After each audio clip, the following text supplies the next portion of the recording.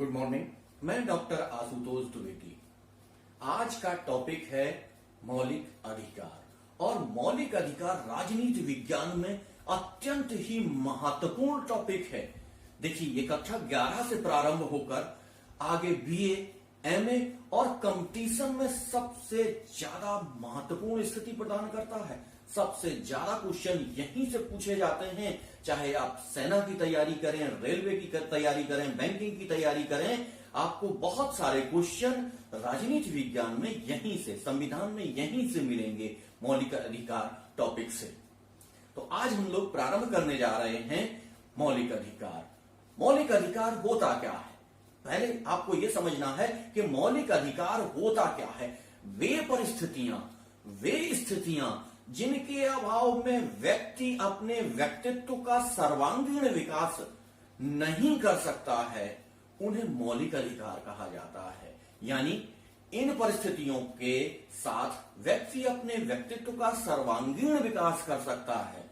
जैसे आप देखिए, बहुत सारी जगह व्यक्तियों को या उन जनजातियों को जिनको वो मौलिक अधिकार प्राप्त नहीं होते हैं, तो उनको उन सारी स्थितियों में स्ट्रगल करना पड़ता है, वो बैकवर्ड या पिछड़े हो जाते हैं। लेकिन जिन लोगों को, जिन नागरिकों को संपूर्ण मौलिक अधिकार प्राप्त होते हैं, वे अपने व्यक्तित्व का पूर्ण विकास करते हैं। इसी आधार पर हम लेकर चलते हैं आज के टॉपिक मौलिक अधिकार पर। मौलिक और अधिकार, इसको दो भागों में बांटा जा सकता है। अधिकार और मौलिक। ऐसा अधिकार जो आपको जन्म से या आपके जन्म से पहले से आपको प्राप्त हो जाता है और मृत्यु के पश्चात भी आपको प्राप्त रहता है।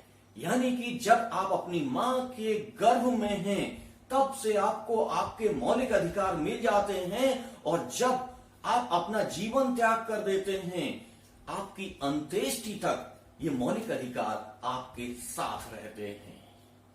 यहां हम देख सकते हैं कि मौलिक अधिकार दो भागों में बांटे जा सकते हैं। नंबर 1, भारतीय लोगों को या नागरिकों को मौलिक अधिकार, और नंबर 2, विदेशियों को मौलिक अधिकार।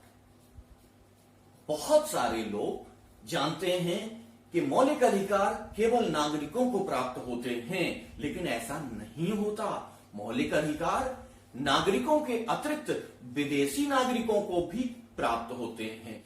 ये कैसे चलेंगे आगे, क्या इनकी स्थितियां होती हैं, इनको सारे को हम लोग एक साथ कंप्लीट करेंगे। अब हम देखते हैं कि मौलिक अधिकार, ये जो संकल्पना है, ये संकल्पना कहां से आई। सर्वप्रथम इसको बीज रूप में कहां देखा गया? तो आप देखिए, मौलिक अधिकार को बीज रूप में 1215 इंग्लैंड के मैग्ना कार्टा में इसको बीज रूप में देखा गया, और इसका विकास आगे चल के फ्रांसीसी क्रांति, जिसमें हमें 3 तत्व, स्वतंत्रता, समानता और बंधुत्व प्राप्त हुए थे, जो आगे चलकर अमेरिकी क्रांति से होते हुए 1950 में भारतीय संविधान में आए। भारतीय संविधान निर्माताओं को आकर्षित करते हुए भारतीय संविधान में आए। अब आप देखिए कि भारतीय संविधान में किस तरीके से मौलिक अधिकारों का वर्णन किस प्रकार किया गया है। भारतीय संविधान सभा में एक समिति का निर्माण किया गया था, जिसे कहा गया था मूलाधिकार एवं अल्पसंख्यक समिति। इसके अध्यक्ष थे सरदार वल्लभ भाई पटेल। सरदार वल्लभ भाई पटेल, याद रखिएगा, 1 नंबर के क्वेश्चन में आपसे पूछा जा सकता है कि संविधान सभा के मूलाधिकार एवं अल्पसंख्यक समिति के अध्यक्ष कौन थे? कौन थे? वल्लभ भाई पटेल। अब आप देखिए कि जब संविधान सभा ने स्पेशल तौर पर अपने यहां एक समिति का निर्माण किया, मूलाधिकार समिति, तो सोचिए मौलिक अधिकार कितने इंपॉर्टेंट हैं। अब हम देखते हैं कि भारतीय संविधान में इन्हें कहां रखा गया है। भारतीय संविधान के भाग 3, यानी कि भारतीय संविधान में जो टोटल भाग हैं उसके तीसरे पार्ट में मौलिक अधिकारों को रखा गया है और आर्टिकल 12 से लेकर 35 तक इनकी व्याख्या की गई है। बहुत सारे लोग मैंने देखा है, अपने माध्यम से मैंने कई लोगों को देखा है, वो कहते हैं मौलिक अधिकारों का प्रारंभ भारतीय संविधान में 14 से शुरू होता है और 32 तक जाता है। आर्टिकल 14 से प्रारंभ होकर आर्टिकल 32 तक जाते हैं। लेकिन नहीं, हम चूंकि राजनीति विज्ञान के विद्यार्थी हैं तो हम ये गलत नहीं कर सकते, हम एकदम गलत नहीं कर सकते। आपको ये याद रखना होगा कि मौलिक अधिकारों का प्रारंभ आर्टिकल 12 से शुरू होकर आर्टिकल 35 तक जाता है। अब हम देखते हैं आर्टिकल 12 और 13 जो लोगों को नहीं पता होता है तो उनमें क्या दिया गया है, क्यों लोग इनकी जानकारी नहीं रखते हैं। तो हम सर्वप्रथम देखते हैं कि आर्टिकल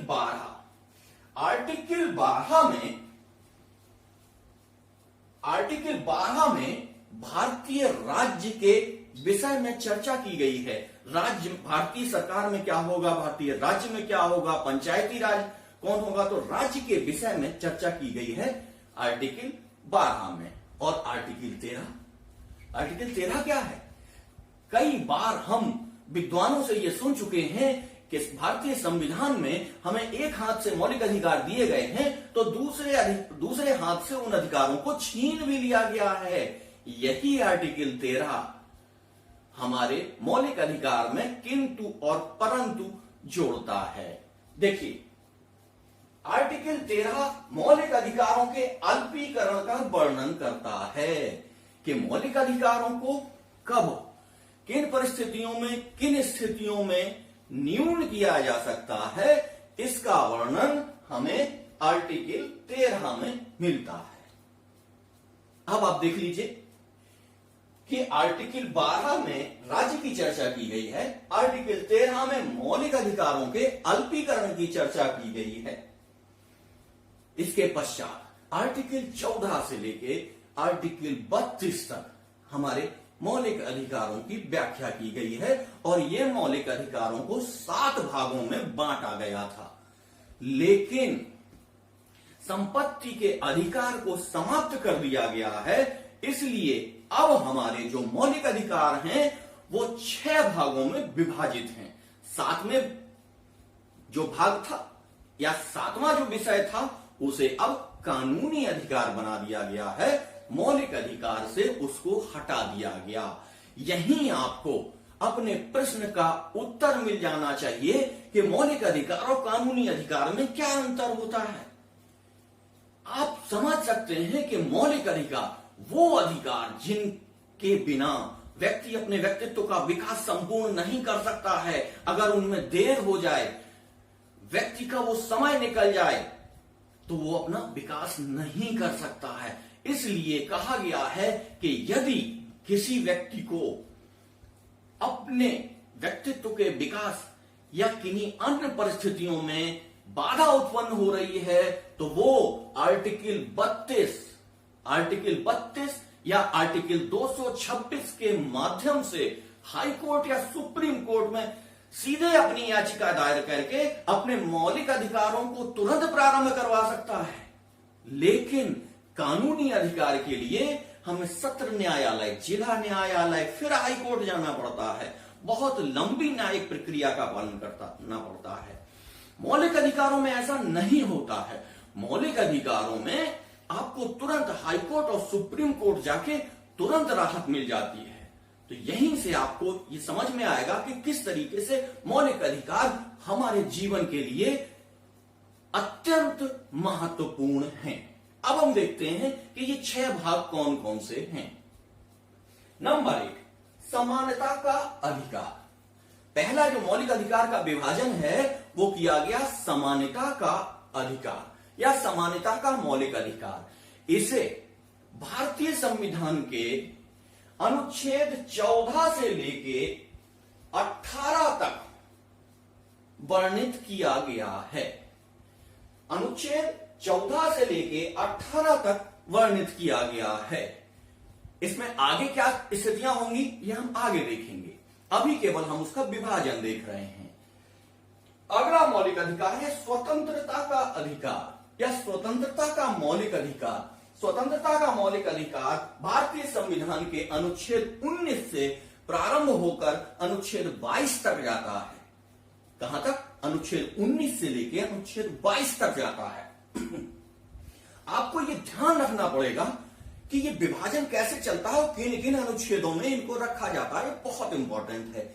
इसलिए इस विभाजन को याद रखिएगा, यह हमेशा आपसे पूछा जाता रहेगा।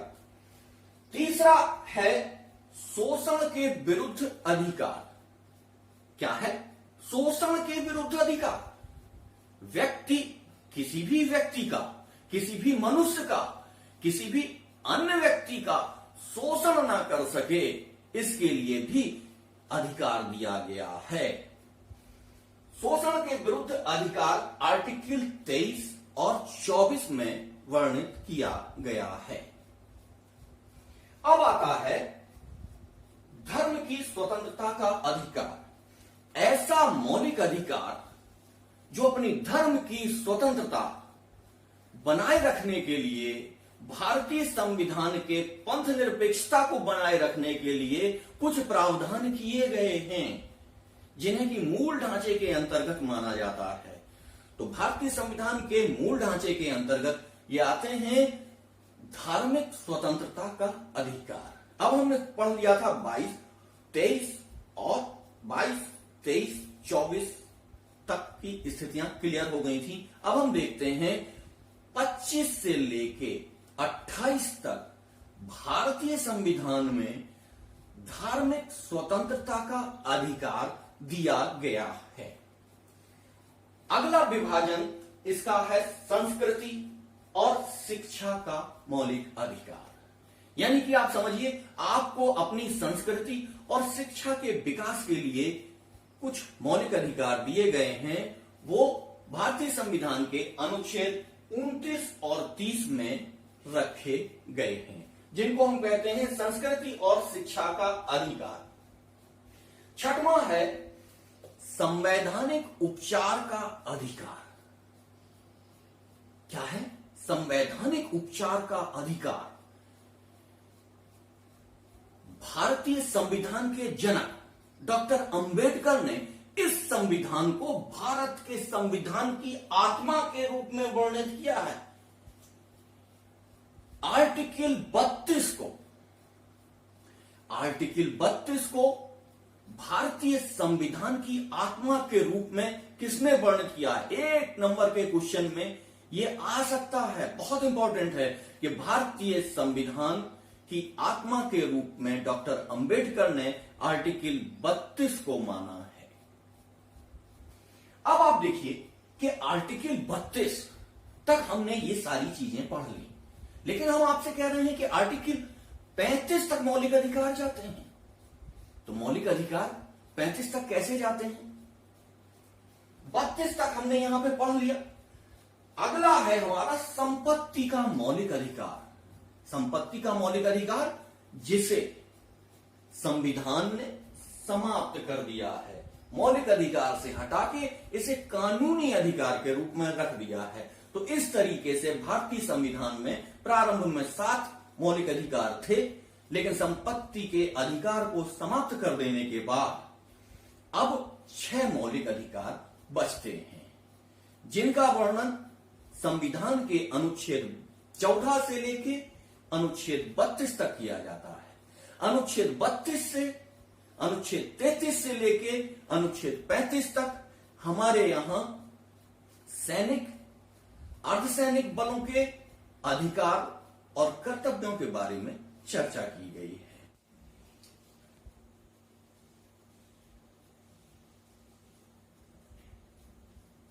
बोर्ड पर लिखी चीजों को आप लोगों ने नोट डाउन कर लिया होगा।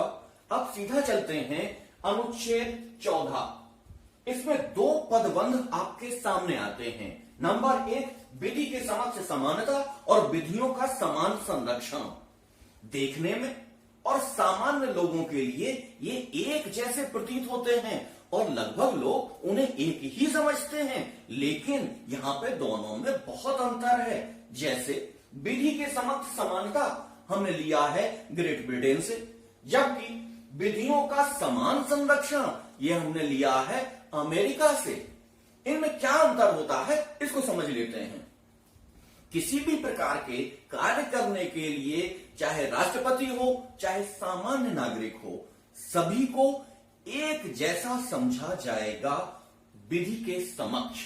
लेकिन यदि यही नियम लागू कर दिया जाए तो समाज में अव्यवस्था फैल जाएगी। इस अव्यवस्था से समाज को बचाने के लिए एक दूसरा पदबंध जोड़ा गया है जिसको कहा गया है विधियों का समान संरक्षण। यानी कि एक जैसे व्यक्तियों पर एक समान व्यवहार पर, एक स्थिति के लोगों पर समान व्यवहार किया जाएगा। आपको ऐसे समझ में नहीं आया होगा, इसको हम एक उदाहरण से आपको समझाते हैं कि जैसे जब पुलिस एक डाकू का इनकाउंटर करती है तो उसको दंड की जगह पुरस्कार मिलता है, लेकिन यदि सामान्य मनुष्य दूसरे मनुष्य की हत्या कर देता है तो उसे आईपीसी के अंतर्गत दंड का प्रावधान किया गया है। इसी को कहते हैं विधियों का समान संरक्षण। समाज में एक व्यवस्था बनाने के लिए कि सारे पुलिस वालों को एक जैसा संरक्षण प्राप्त है, एक सारे वकीलों को एक जैसा संरक्षण प्राप्त है, सारे प्रशासनिक अधिकारियों को एक जैसा संरक्षण प्राप्त है और सारे टीचर्स को एक जैसा संरक्षण प्राप्त है। सामान्य तौर पर टीचर एक बच्चे की पिटाई कर देता है, उस पर कुछ नहीं होता है, लेकिन अब जो नया कानून आ गया है उसमें टीचर भी पिटाई नहीं कर सकता है। इसलिए विधि के समक्ष समानता एवं विधियों का समान संरक्षण ये कहता है आर्टिकल 14 कि समस्त व्यक्ति एक स्थिति के अनुसार विधि के समक्ष समान है और उन लोगों को समान संरक्षण प्रदान किया जाता है। अब देखते हैं आर्टिकल 15।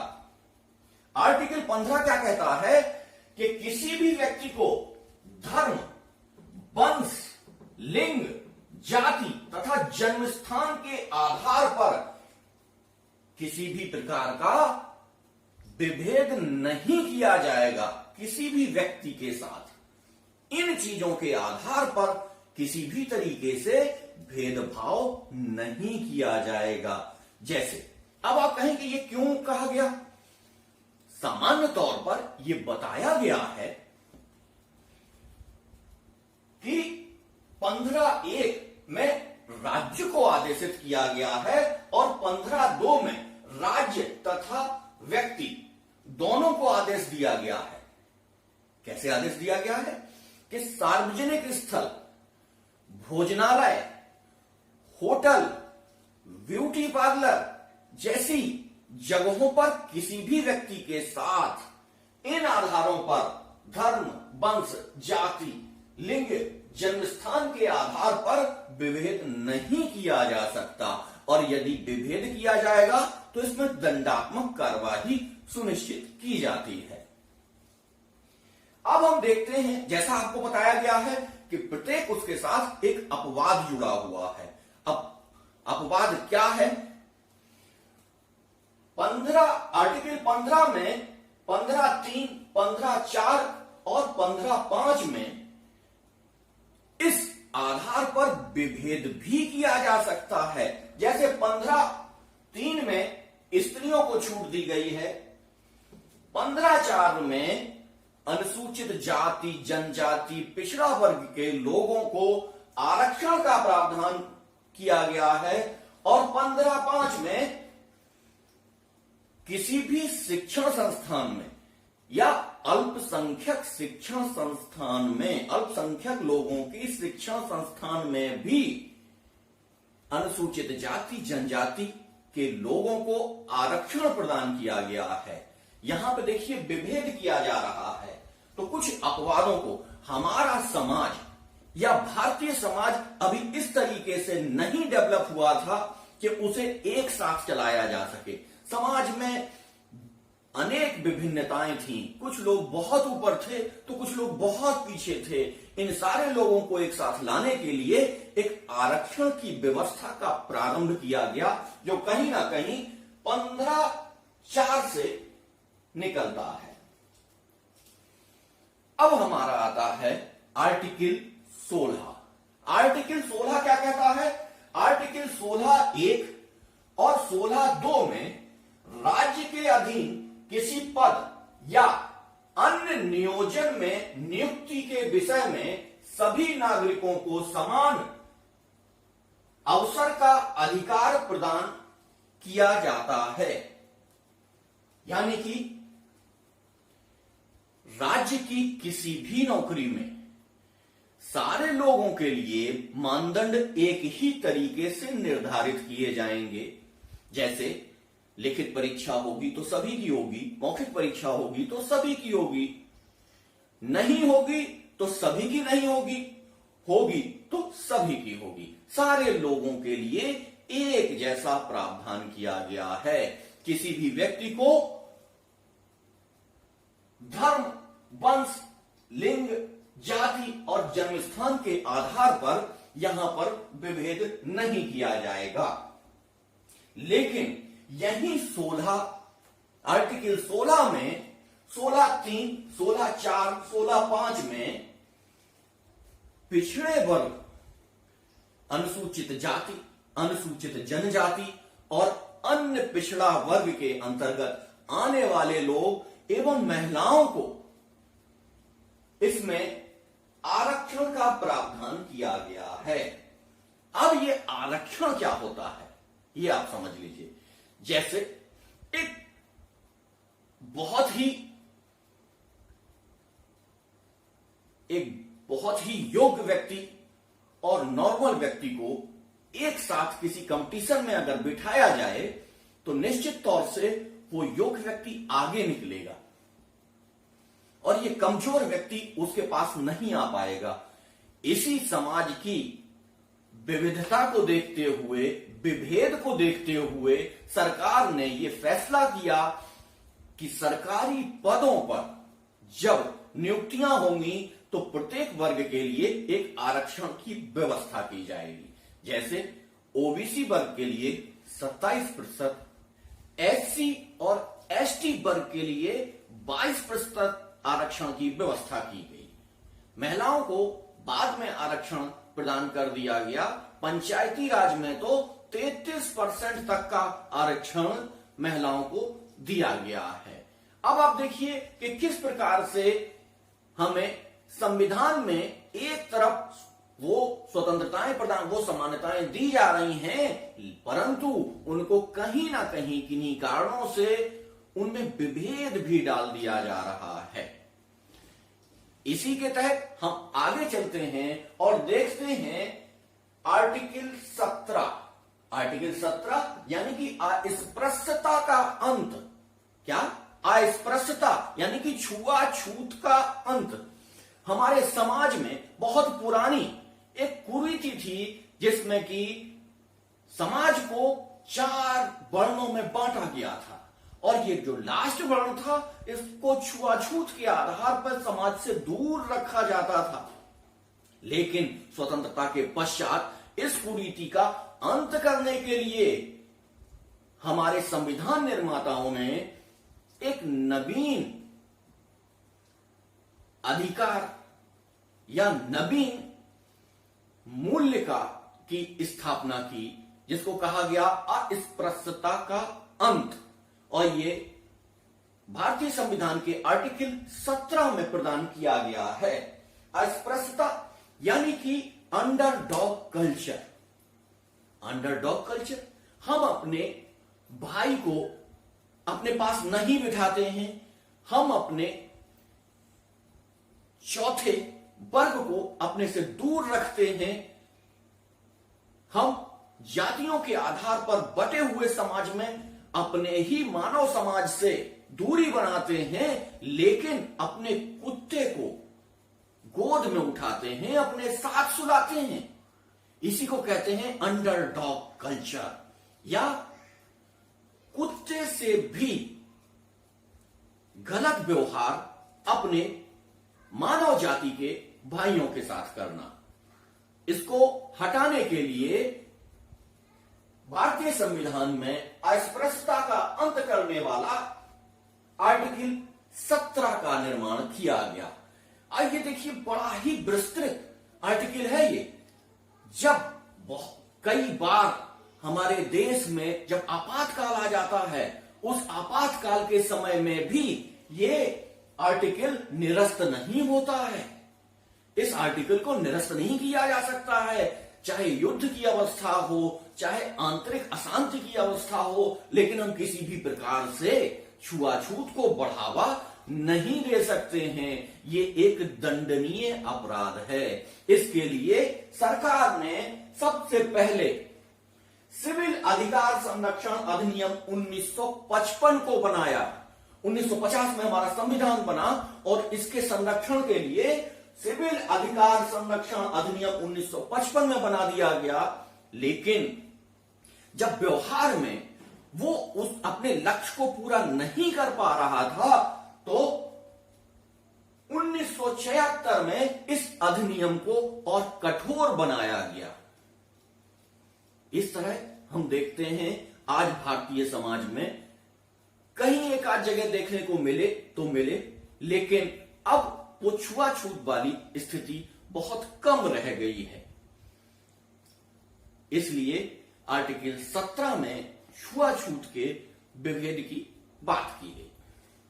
छुआछूत के विभेद को समाप्त करने के लिए, अस्पृश्यता का अंत करने के लिए भारतीय संविधान में आर्टिकल 17 को जोड़ा गया या 17 को रखा गया। अगला आर्टिकल है समानता के इस अधिकार में, अगला आर्टिकल है उपाधियों का अंत। यानी कि ब्रिटिश काल में राय बहादुर अन्य ऐसी उपाधियां जो समाज में विभेद पैदा करें, ऐसी समस्त उपाधियों का अंत कर दिया गया। लेकिन अपवाद स्वरूप इसमें दो तरीके की छूट दी गई कि सेना की उपाधियां और शिक्षा के क्षेत्र में दी जाने वाली उपाधियों को इससे छूट प्राप्त हुई।